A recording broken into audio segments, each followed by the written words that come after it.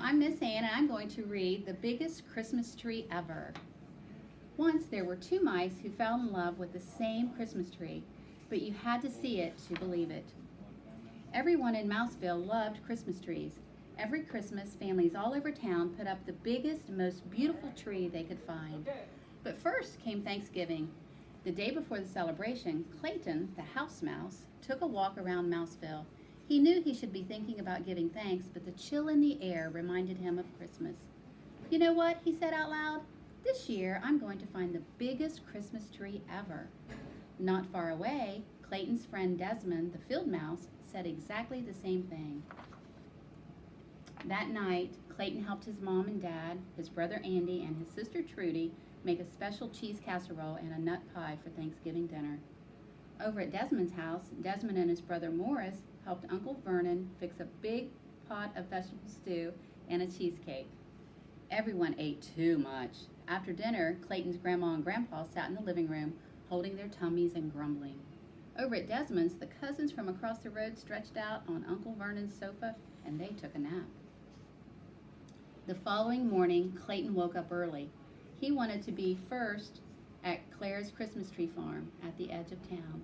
That way, he could have his pick of the biggest trees. Over at Desmond's house, Desmond tumbled out of bed with the same thought. Clayton hurried over to Claire's, but it was hard to go very far. He was still so full of Thanksgiving dinner. By the time he reached the Christmas tree farm, he was out of breath. He looked around, and no one was there. Moments later, Desmond arrived. He too was full of Thanksgiving dinner. He too had found it hard to hurry. He took a deep breath and stumbled inside. Clayton wobbled down the rows of trees. Here was a nice one, but it was much too small.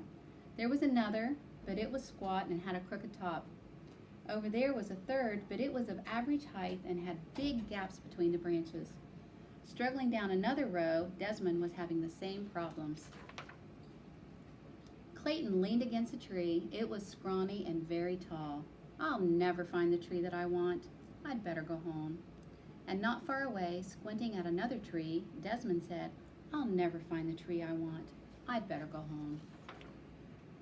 When Clayton reached his house, it was only the middle of the morning, but he was still full and he was tired, so he fell back into bed. When Desmond reached his house, he too went back to bed. Clayton woke up for lunch and spoke to his dad.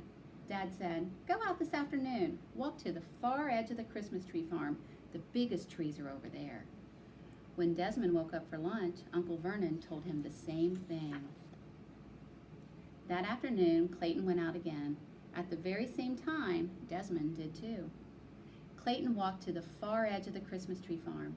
He looked at one big tree after another, but none of them looked like the biggest Christmas tree ever. Down another path, Desmond was having the same bad luck. Starting to lose hope, Clayton peered around a very thick trunk. Desmond peered around the same thick trunk. They bumped heads and they fell down. "I bet you're looking for the biggest Christmas tree ever," said Clayton. "I bet you're looking for the biggest Christmas tree ever," said Desmond. "Why don't we find it together?" said Clayton. "Well, no one said we couldn't," said Desmond.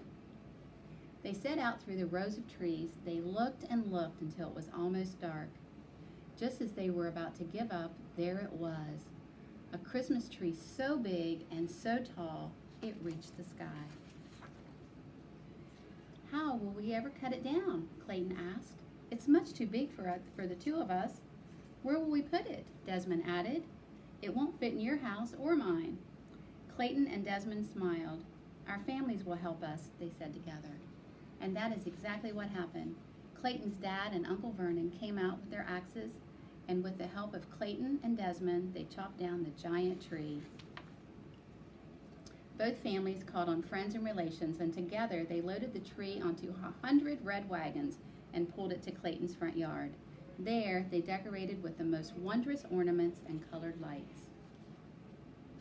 And on Christmas Eve, with all of Mouseville celebrating around it, the biggest Christmas tree ever lit up the entire hillside.